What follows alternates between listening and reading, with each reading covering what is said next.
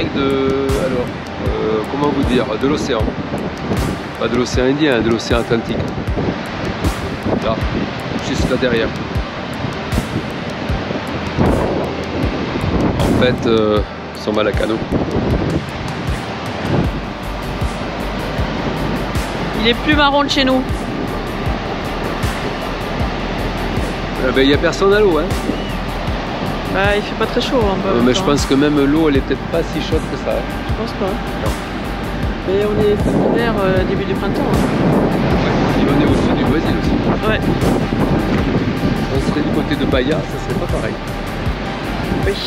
Je pense qu'on pourrait se baigner. Ouais.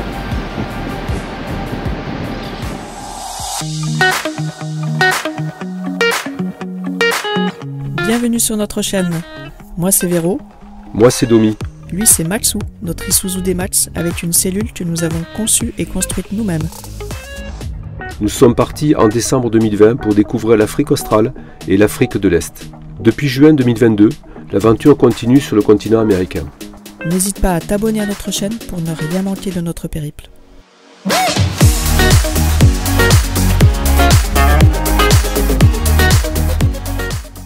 Hola hola amigo. Hola hola, bienvenue dans cette nouvelle vidéo. Alors aujourd'hui on te présente en quelques images la Sierra do Rio do Rastro.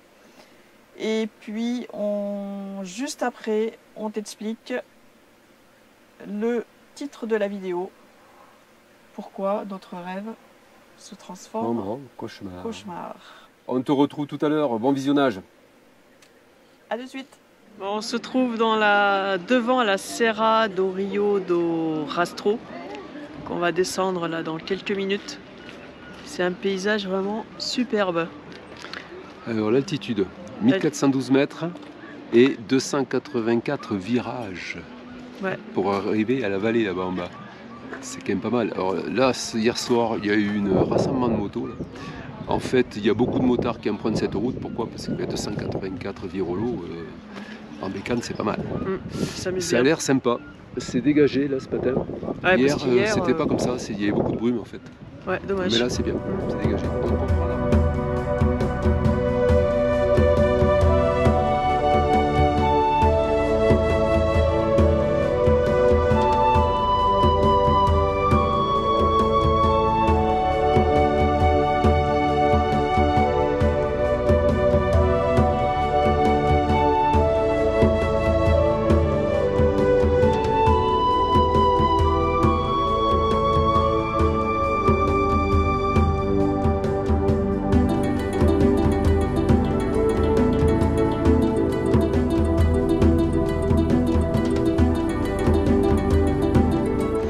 La descente, en fait, ça n'arrête pas de tourner. Et il y a plein de petites cascades de partout. On voit que ça ruisselle de partout, plus ou moins important, ça dépend des endroits.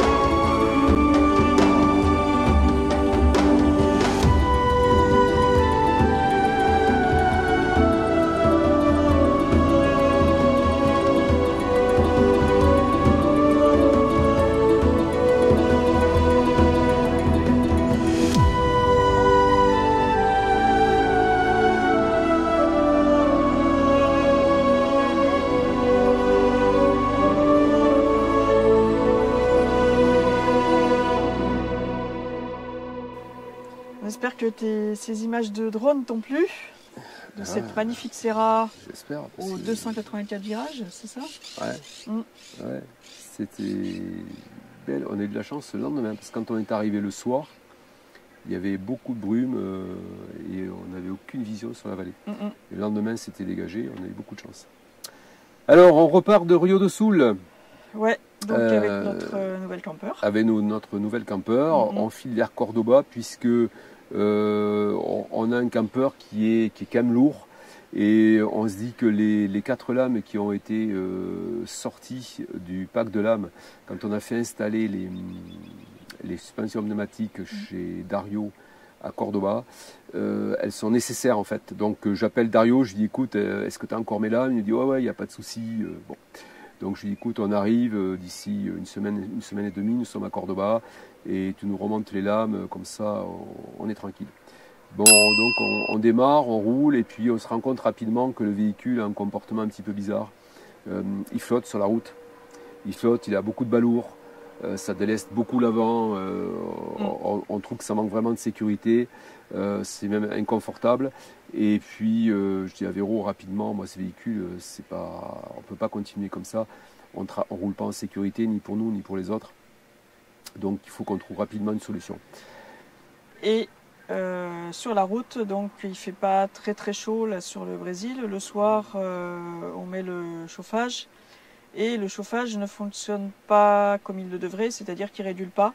Donc on a soit 40 degrés, donc on est en maillot de bain, soit on a 0 degré, on a les 3 pulls, on passe du le maillot, bonnet et les mitaines. Du maillot de bain à l'anorak régulièrement. Voilà. Il ne régule pas du tout. Ouais. Donc on appelle Harry, on lui dit écoute, ça ne fonctionne pas, il y a la sonde a priori elle marche, mais la télécommande, la commande ne marche pas. On affiche une consigne de 16 degrés, je lui montre, on affiche 16 degrés en consigne et on a 30 degrés dans le campeur et ça continue à chauffer plein gaz, quoi. Donc je lui explique que ça ne discute pas entre la valeur de consigne et la température ambiante et que ça ne régule pas du tout. Donc on cherche une solution, il me dit écoute, j'ai des clients qui partent dans 2 jours de Rio do Sul avec un campeur, ils descendent sur Porto Alegre, donc ils passent en fait très proche de là où on est. Et il me dit la solution c'est que je leur donne une radiocommande, une commande et ils te la livrent. Donc ok, c'est bon, on va patienter 2 jours sur place. On en profite un petit peu pour se reposer et puis on récupère donc la radiocommande comme prévu. On continue notre parcours.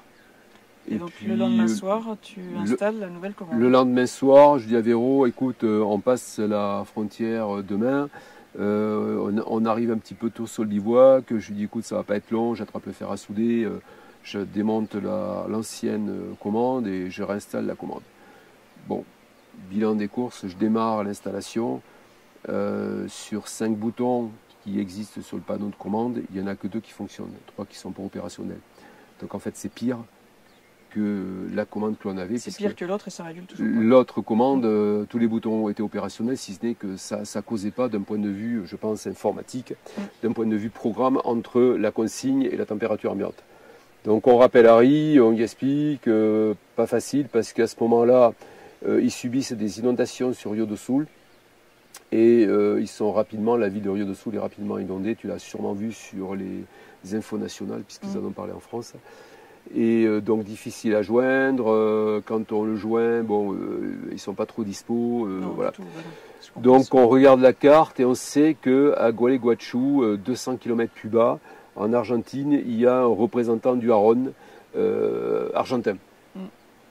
Donc on décide d'aller le voir pour essayer de voir ce qu'on peut faire avec ce chauffage. Si eux connaissent peut-être un petit peu mieux ce chauffage, c'est peut-être nous qui ne savons pas l'utiliser. Donc on décide d'y aller. Ouais, ça nous fait faire 400 km quand même au total d'aller et venue, puisqu'on descend vers Buenos Aires alors que normalement on remontait vers Cordoba. Mais je dis bon, tant pis, on ne va pas retourner au Brésil, on était déjà à 1000 km. Non, de toute façon, on ne pouvait pas y aller en ce moment parce que c'était inondé. Voilà. Donc, dans tous les cas, donc on file vers Gualeguaychú, on arrive chez le représentant du Haron, avec un véhicule toujours qui est difficile à conduire. Et en arrivant, donc la personne qui nous reçoit, Marco, rapidement nous dit mais cette cellule elle n'est pas adaptée à ce campeur, à ce pick-up. Pas du tout adaptée. Elle est trop lourde, ça lève trop le véhicule effectivement. Et puis en regardant de plus près, il me dit mais les attaches ne sont pas du tout adaptées, les attaches avant. Je dis oui, je suis obligé de les resserrer régulièrement, elles se détendent, ça fait beaucoup de bruit derrière, ça fait beaucoup bouger la cellule. Oui, puis elles étaient cassées en fait. Ouais. La chaîne n'était pas droite, elle était cassée, elle suivait l'angle en fait de la benne et du camper, donc ça allait pas du tout adapté. Pero es porque esto trabaja mal. Sí, sí. Aparte sí. trabaja así. Sí. Porque es así y así. Sí. No trabaja así. ¿Eh? Sí, sí. ¿Entiendes? Sí, sí, sí, sí. Esto así, palanca. Sí, palanca, sí, comme ça, sí. Donc on décide, on discute, et je lui dis écoute, est-ce que tu as un métallurgiste ici qui peut me fabriquer des fixations extérieures solides? Il me dit oui, on peut faire ça. Donc on sonne rendez-vous le lendemain matin pour réaliser donc ces fixations, ça prend la journée. On refixe la cellule, on reste la cellule sur le pick-up, on la fixe correctement, on va faire un essai. On est toujours confronté au même problème, c'est-à-dire un pick-up qui se balance comme ça, qui a beaucoup de balourd, etc. Il me dit ton véhicule, puis la moindre bosse, il faut vraiment qu'on y aille à 10 à l'heure. Très doucement. Ce qu'ils appellent les lambadas ici, les dodanes chez nous, il faut qu'on soit très prudent. Il faut franchir à 5 à l'heure, sinon c'est pas possible, on casse tout. Donc on revient, et puis ce qu'il me propose, c'est de faire un essai parce qu'il me dit ton véhicule n'est pas adapté pour ce type de cellule ou inversement. Je lui dis mais c'est quand même curieux parce que le véhicule, c'est les mêmes châssis que sur les Ford, sur les Toyota, etc. Il me dit oui, mais moi sur le mien ça fait pas ça. Bon, je lui dis écoute, ce qu'on va faire, c'est qu'on va essayer mon camper sur ton Ford Rangers. Donc le lendemain, on revient, on redépose la cellule, on installe le camper, le nôtre, sur son Ford Rangers, on va faire un tour en ville. Déjà, quand on le pose, le Ford Ranger c'est complètement affaissé. Là, il est surpris. Il me dit oula, il y a vraiment du poids cette cellule. Lui, il a la même cellule que nous. Il dit qu'il a la même cellule et que ça va. Bon, ça fait pas pareil. Ça fait pas pareil. Bon. Les lames sont complètement affaissées, on est complètement embuté. Il me dit elle est vraiment lourde ta cellule, on va quand même faire un essai, c'est pas probant. Donc on revient et on discute en revenant et il me dit écoute, ce qu'il faudrait peut-être faire c'est que tu essayes le modèle Zion qui est un camper du Haron qui fait 200 kg de moins que le Super King. Alors je dis oui, on peut faire un essai effectivement, pourquoi pas, au moins ça va valider le fait que la Super King n'est pas adaptée à notre pick-up et que la Zion est plus adaptée. Donc on repart, on revient le lendemain, on redécharge la cellule. Enfin, déjà la veille, on la sort du Ford Rangers, pour quand même donner des détails, quoi. La remettre sur l'Isuzu, on vient le lendemain matin, on la ressort de l'Isuzu, on réinstalle la Zion, et puis nous voilà repartis en ville, puisqu'en ville il y a beaucoup de dodanes, ce qu'ils appellent les lambada ici. Et de suite on se rend compte que le comportement est très différent. On retrouve un comportement très similaire en fait de la cellule que l'on avait, notre cellule en fait. Voilà. Oui, on retrouve en fait la conduite qu'on avait avec l'autre. Quasiment. Je pense qu'il y a vraiment un peu de différence, quoi. Tu vas un peu plus serein, quoi. Là, tu vois, je serre pas les fesses, quoi, si tu veux. Non, c'est ça. Là, avant, franchement, et puis tu vois, tu retrouves, tu vois une direction qui est ce qu'elle était, quoi. Parce que, il est pas cabré, quoi, comme on dit. Hein. Très peu de balourd. L'arrière, ça ne nous déleste pas l'avant comme ça nous délestait la direction, l'avant du véhicule. Donc on est globalement satisfait de l'essai. Et là, on est un petit peu dans l'interrogation tous les deux, quoi. Qu'est-ce qu'on fait en fait? Parce qu'on a une cellule Super King qui va pas. On vient d'acheter une cellule. On est arrivé le 6 septembre avec une cellule qui était neuve, qu'on a fait aménager. Avec des équipements. Et puis là, il faudrait changer. À peine un mois après, il faudrait qu'on change déjà de cellule, quoi. Un mois après, oui, enfin, je veux dire, un mois après l'arrivée. Mais une semaine et demie après qu'on soit parti avec notre cellule, quoi. Ouais. Ça a été extrêmement court, quoi. D'où la déception, quoi. Ouais. Grosse déception. On n'était pas parti pour ça, quoi. On était parti pour voyager, pour en profiter. Et puis là, ça y est, à nouveau, tout s'arrête. Donc. On a un peu le moral dans les chaussettes, comme on dit. Et surtout, on s'interroge. Est-ce que là, c'est bien, mais parce qu'on l'essaye, mais on n'a pas non plus toutes nos affaires dedans. Puis, est-ce que ça fera pas pareil? Est-ce que c'est la bonne solution? Est-ce que Enfin, on se pose quand même pas mal de questions. Hein. Ouais, on est un petit peu dans l'impasse. Est-ce qu'on vend pas tout et puis on fait autre chose On rachète une autre cellule ou on vend tout, on fait autre chose. On a eu un petit coup de mou quand même, il faut dire ce qu'il y a. Un très gros coup de mou. Et voilà, on s'est même posé la question, est-ce qu'on vend tout, on arrête tout et on revient en France et on voit. Enfin, on se projette sur autre chose. Ouais, on était vraiment parti dans plein d'options et voilà. Donc on discute un petit peu, on a d'autres voyageurs en ligne, Marco aussi qui nous dit, donc le représentant du Rhône nous dit c'est quand même dommage d'être là et c'est vrai d'arrêter. Donc on se dit ok, qu'est-ce qu'on peut faire? Et bien, Marco me dit écoute, moi ce que je te propose c'est qu'on échange les cellules. Tu déposes ta cellule Super King ici et tu reprends une cellule du Haron, la cellule du Haron que tu as essayée qui est en magasin, qui est neuve. Bon. S'interroge, on dit ouais ok, mais nous on se dit sur le principe ça nous va, si ce n'est qu'on n'est pas sur des mêmes valeurs vénales entre la Zion et puis la Super King, pas du tout le même prix, et surtout que la Super King, elle est méga, je dirais, customisée, puisqu'on a fait rajouter 3 panneaux solaires, un PPT de 60 ampères, un transfo 1220 volts de 1500 watts, une échelle extérieure, un jerrycan extérieur sans support, une douchette extérieure, et j'en passe. Donc on a fait rajouter beaucoup d'équipements qui nous ont coûté sur cette cellule pour être complètement autonome. C'était l'idée à la base de partir en complète autonomie, pouvoir se poser plusieurs jours au fin fond de je ne sais quoi et être tranquille, quoi. Donc on dit que c'est ok pour nous, mais qu'est-ce qu'on fait des équipements? Donc dans un premier temps, Marco nous dit tu récupères tes équipements et puis globalement ça se passe comme ça. Il dit que lui il ne peut pas prendre de décision puisque c'est pas lui qui nous a vendu la Super King, donc il faut qu'on voit avec Harry. Donc Harry et Ariana ils sont toujours sous les eaux, pas eux, mais bon la ville de Rio do Sul, donc c'est coupé, c'est pas coupé, les énergies sont... Oui. Voilà, donc c'est compliqué pour les joindre.